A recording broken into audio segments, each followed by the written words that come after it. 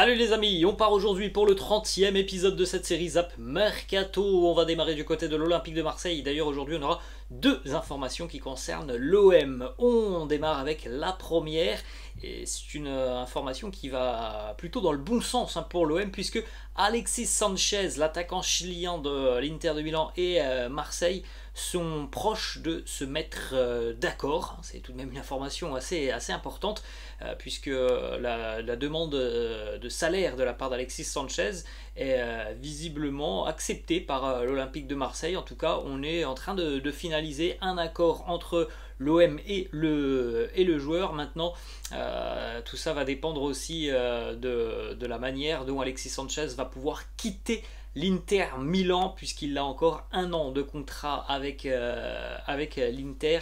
Marseille ne voudrait pas transmettre une indemnité de transfert. Alors certes, ça ne coûterait pas très cher, mais l'OM aimerait que le joueur vienne gratuitement. Alors il y a quand même une possibilité les amis, puisqu'il y a quelques semaines Arturo Vidal a quitté l'Inter en résiliant son contrat.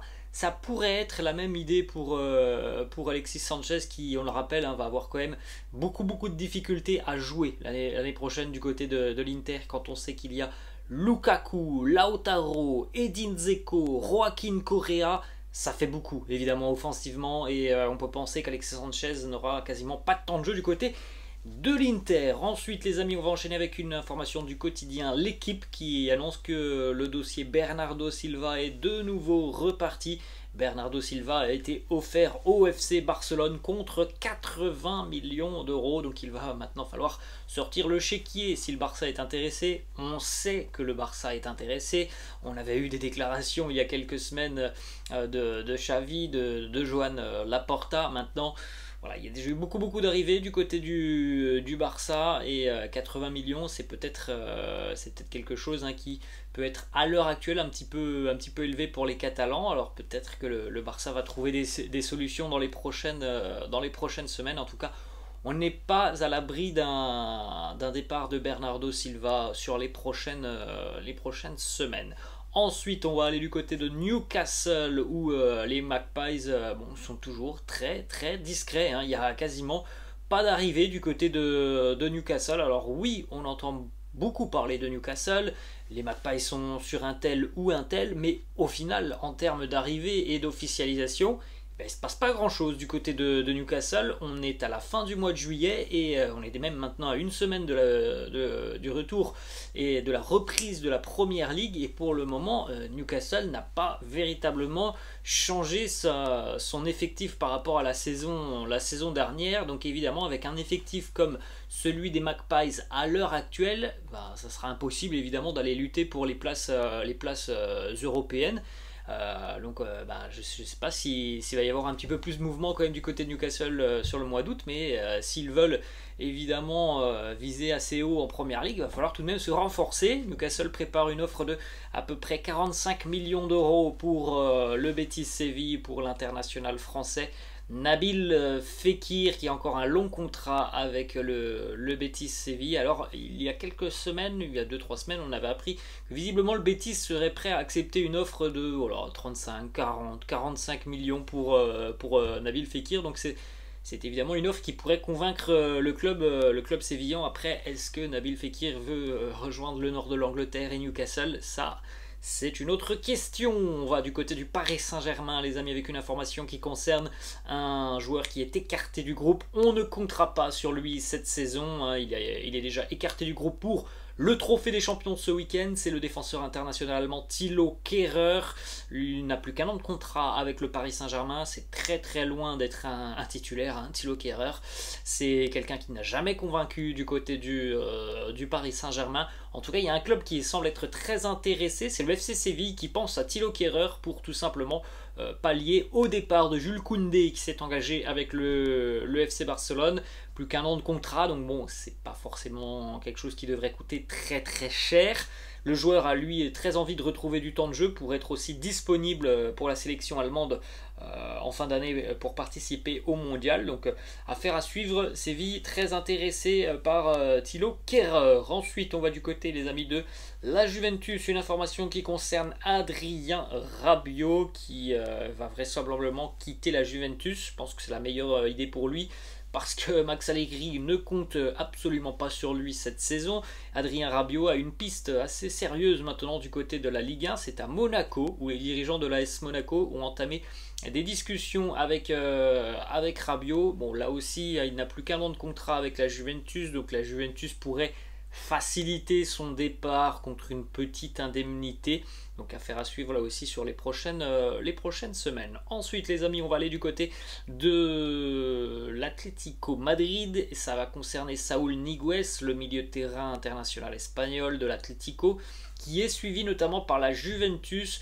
La Juventus verrait en Saúl Ñíguez le remplaçant de Paul Pogba. Alors pour le moment, on n'a pas forcément la durée réelle de l'indisponibilité de Paul Pogba, mais on sait que ça peut être très très long par rapport à son problème au niveau du ménisque. Certains annoncent 2 mois, d'autres médias annoncent que Paul Pogba ne reviendra pas avant 2023, donc ça peut être très long évidemment pour la Juventus qui va tenter de se renforcer au milieu de terrain. Il y a plusieurs pistes, Saúl Ñíguez en fait partie.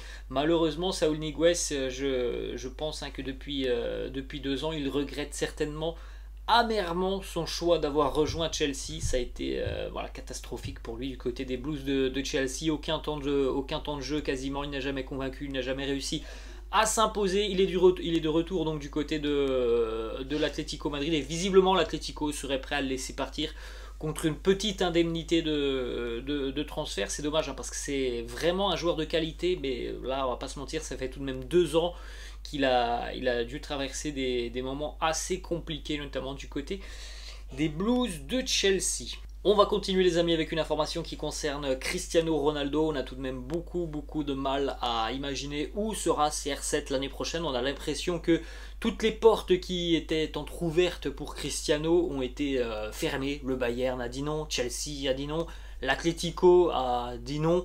Ça semble vraiment difficile de savoir où CR7 sera l'année prochaine. En tout cas, ce que l'on sait, c'est que Manchester souhaiterait le conserver. Ce que l'on sait aussi, c'est que depuis son retour en début de semaine, Cristiano et son agent Jorge Mendes font pression sur Manchester United pour qu'il puisse quitter le club. L'objectif de Cristiano, c'est de retrouver tout simplement une équipe qui joue la Ligue des Champions. Visiblement, d'après certains médias anglais, il aurait très envie de continuer à marquer en Ligue des Champions pour que son record tienne le plus longtemps possible. Son record notamment du nombre de buts en LDC.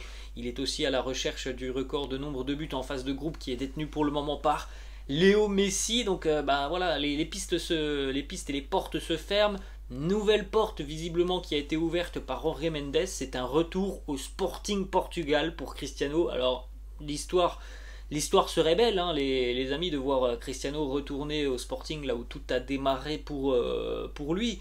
Mais le Sporting, bon, on va pas se mentir les amis, mais si déjà ils sortent de la phase de groupe de la Ligue des Champions et qu'ils arrivent en 8e, ça sera déjà très très bien pour eux. Je ne suis pas sûr que le Sporting soit véritablement l'équipe qui va aller le plus loin en Ligue des Champions, donc ce serait tout de même un choix, je pense, par défaut pour Cristiano. Ensuite, on va enchaîner les amis avec une officialisation du côté du Stade Rennais, l'arrivée d'un défenseur international belge qui arrive en provenance de l'Italie. Il arrive en provenance de Bologne, Arthur Théat, Théat ou Théaté, je ne sais pas comment on le dit, Arthur Théat qui arrive donc en provenance de Bologne à l'âge de 22 ans. C'est un contrat donc qui vient de signer ce matin avec le Stade Rennais, défenseur assez prometteur, défenseur central qui vient vraisemblablement remplacer et pallier le départ de Naïef Aguerd. C'est un joli transfert, c'est quasiment 20 millions d'euros que Rennes a transmis à Bologne en Italie pour ce jeune défenseur international belge. On va continuer les amis du côté du Paris Saint-Germain. Nouvelle arrivée au PSG, ça devrait être officialisé d'ici à 48 heures, donc vraisemblablement que d'ici à dimanche Il devrait être officiellement parisien. Renato Sanchez qui va arriver donc du côté du PSG. Les négociations entre Paris et Lille ont finalement abouti. Alors voilà comment ça va se passer. Ça va être un prêt avec une option d'achat d'environ 10 millions d'euros. Vraisemblablement une option d'achat obligatoire. Hein. C'est ce qui s'est passé notamment pour Hugo Ekitike. Donc voilà, Renato Sanchez qui devrait arriver du côté de Paris pour le moment. Pas d'autres informations, notamment sur le dossier Milan Skriniar. On termine du côté de l'Olympique de Marseille avec une arrivée en tant que latéral. Nuno Tavares, latéral portugais, va être prêté aujourd'hui du côté de Marseille. Il va passer sa visite médicale, signer son contrat. C'est un prêt d'1 an sans option d'achat. On rappelle tout de même que pour Nuno Tavares, il a beaucoup joué l'année passée avec les Gunners, mais que voilà, il y a eu aussi des renforts sur ce mercato, notamment Zinchenko.